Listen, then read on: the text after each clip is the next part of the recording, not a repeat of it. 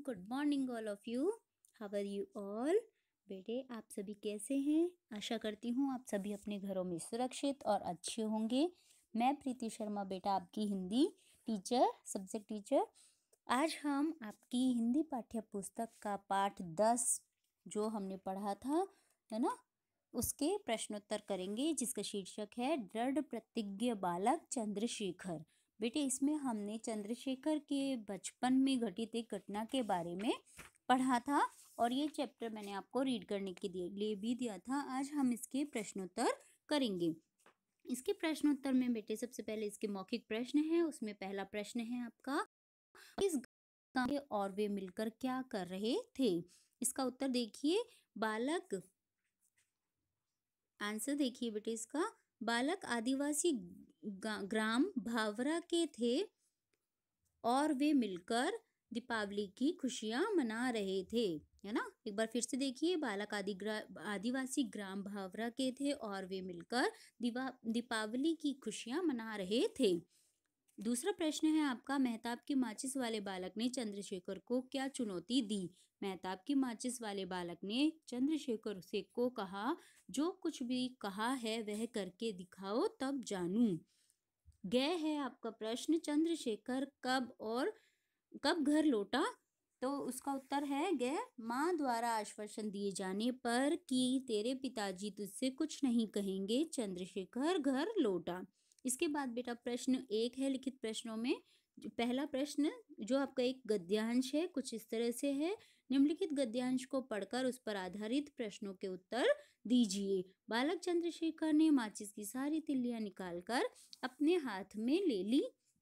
वे तिल्लियां उल्टी सीधी रखी हुई थी, अर्थात कुछ तिल्लियों का रोगन चंद्रशेखर की हथेली की तरफ भी था। उसने तिल्लियों की गड्डी माचिस में रगड़ दी। अब यहाँ पे 3 प्रश्न दिए हुए हैं बेटे, इस गद्यांश में से ढूंढकर आपको इन 3 प्रश्नों के उत्तर लिखने हैं। पहला प्रश्न है आपका, बालक चंद्रशेखर ने माचिस की तिल्लियों का क्या किया? तो इसका आंसर आप देख सकते हैं, बालक चंद्रशेखर ने माचिस की सारी तिल्लियां निकालकर अपने हाथ में ले ली। दूसरा ख प्रश्न है आपका, कुछ तिल्लियों का रोगन किस और था? कुछ तिल्लियों का रोगन चंद्रशेखर की हथेली की तरफ। तीसरा प्रश्न है, तिल्लियां कैसे जल उठी? तिल्लियां माचिस की रगड़ से जल उठी। तो इस तरह से बेटे आपका ये गद्यांश के प्रश्न हैं। अब आपके प्रश्न 2 है बहुवैकल्पिक प्रश्न। सही विकल्प पर सही का चिन्ह लगाएं। बालकों के पास क्या चीजें थी? फुलझड़ियां, पटाखे, मेहताब की माचिस, सभी। तो इसमें ये सभी चीजें बालकों के पास थी, तो सभी पे आप टिक करेंगे। बालक किसको खबर देने दौड़े? बालक चंद्रशेखर की माँ को खबर देने दौड़े थे। तिल्लियां कैसे रखी हुई थी? उल्टी और सीधी दोनों। मतलब तीसरे वाले पे आपको टिक करना है। सही वाक्य के सामने सही तथा गलत के सामने गलत का चिन्ह लगाएं। इसमें कै है, हथेली जल जाने पर चंद्रशेखर ने तिल्लियां छोड़ दी, गलत। ख, चंद्रशेखर की हथेली में फफोले उठ आए थे, सही। चंद्रशेखर माँ की पिटाई के डर से जंगल में भाग गया था, गलत। किसके डर से भागा था बेटे? वो अपने पिता की पिटाई के डर से जंगल में भाग गया था। प्रश्न 4 है, निम्नलिखित शब्दों के वाक्य बनाएं। रंगीन से माचिस से रंगीन रोशनी निकलती थी। हथेली, चंद्रशेखर की हथेली काफी जल चुकी थी। पटाखे, बालक चंद्रशेखर के पास पटाखे नहीं थे। तो बेटे इन शब्दों से आप यही वाक्य बनाएं, ये जरूरी नहीं है, आप अपने मन से भी कोई भी वाक्य बना सकते हैं। प्रश्न 5 देखिए, सामान्य ज्ञान के आधार पर निम्नलिखित वाक्यों के सामने सत्य अथवा असत्य लिखें। क, पटाखों को अभिभावकों की देखरेख में छुड़ाना चाहिए, सत्य। दीपावली पर हर वर्ष आतिशबाजी पर अरबों रुपए फूंक दिए जाते हैं, सत्य। शरीर के किसी भाग के जलने पर वहां फफोले पड़ जाते हैं जो क्षण भर बाद ही सही हो जाते हैं, असत्य। इसमें प्रश्न 6 देखिए, किसने कहा किससे कहा लिखिए। मैं सारी तिल्लियां एक साथ जलाकर उन्हें हाथ में पकड़े रह सकता हूँ। इसका उत्तर देखिए, बालक चंद्रशेखर ने अपने साथियों से। ख, देखो हथेली जल जाने पर भी मैंने तिल्लियां नहीं छोड़ी, ये बालक चंद्रशेखर ने अपने साथियों से कहा था। प्रश्न 7 है बेटे आपके लिखित प्रश्न, जिसमें पहला है, जिस बालक के हाथ में मेहताब की माचिस थी वह क्या कर रहा था?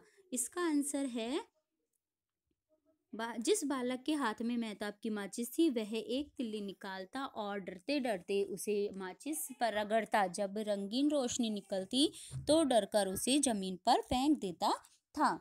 ख है, चंद्रशेखर ने मेहताब की माचिस वाले बालक से क्या कहा? चंद्रशेखर ने मेहताब की माचिस वाले बालक से कहा कि तुम डर के मारे एक तिल्ली जलाकर भी अपने हाथ में पकड़े नहीं रह सकते। मैं सारी तिल्लियां एक साथ जलाकर उन्हें हाथ में पकड़े रह सकता हूँ। तीसरा प्रश्न है, बालक चंद्रशेखर की हथेली कैसे जल गई? बालक चंद्रशेखर द्वारा सारी तिल्लियों को अपने हाथ में रखकर जलाने से उसकी हथेली जल गई। यह प्रश्न है, बालक चंद्रशेखर जंगल की ओर क्यों भाग गया? बालक चंद्रशेखर अपने पिताजी को आते हुए देखा तो घबराकर जंगल की ओर भाग गया। तो बेटे ये आपके लिखित प्रश्न हैं। इसके बाद आपका भाषा अध्ययन का पहला प्रश्न है, उचित कारक द्वारा रिक्त स्थान की पूर्ति करो। कुछ बालक चंद्रशेखर की माँ के पास यह खबर देने के लिए दौड़े।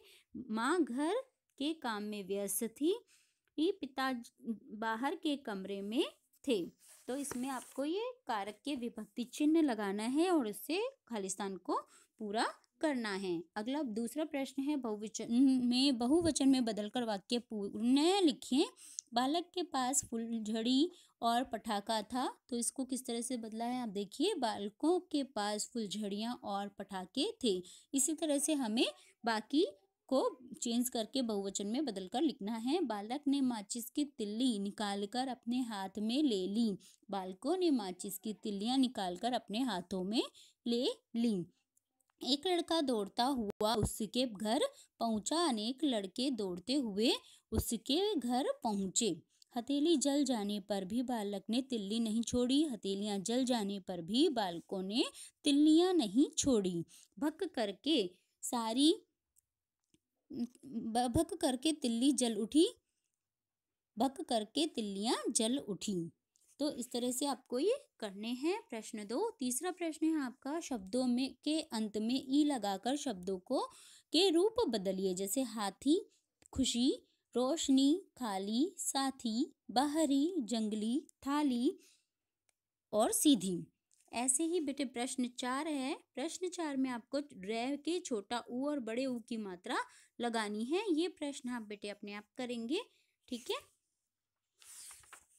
और इसके बाद ये आपको चंद्रशेखर के विषय में कुछ महत्वपूर्ण बातें इसमें बताई गई हैं। ये तीनों पॉइंट आपको एक अनुच्छेद के रूप में लिखने हैं, तीनों पॉइंट, और इन्हें लर्न करने हैं, ठीक है बेटे, क्योंकि ये आपके लिए इम्पॉर्टेंट है, नॉलेजफुल है। तो ये एक बार आप अपनी नोटबुक में लिखकर इसे लर्न करना है। अब आपको क्या क्या वर्क करना है बेटे वो एक बार समझ लीजिए। आपके इसके मैंने कठिन शब्दार्थ मैंने आपको करवा दिए थे। आपको सबसे पहले आपके मौखिक प्रश्न करने हैं। प्रश्न 1 गद्यांश वाला करना है, जो आपको नोटबुक में करना है, पहले मैं वो ही बता रही हूँ आपको। और प्रश्न 7 आपको करना है, और ये अनुच्छेद मैंने जो करने को बोला है आपको, वो आपको करना है अपनी नोटबुक में। इसके अलावा ये जो बाकी मैंने आपको जो बुक में फिल कर रखे हैं क्वेश्चंस, वो आपको सभी प्रश्न बुक में फिल करके करने हैं, ठीक है बेटे। आपको इस तरह से वर्क करके कंप्लीट करके रखना है। और इस चैप्टर को, ये चैप्टर आपका कंप्लीट हो गया है। इस चैप्टर को आपको अपनी नोटबुक में कंप्लीट करके इसे लर्न करना है, ठीक है बेटे। अगले वीडियो में हम पाठ 11 पढ़ेंगे। तब तक के लिए बाय बाय बेटा, have a nice day, bye.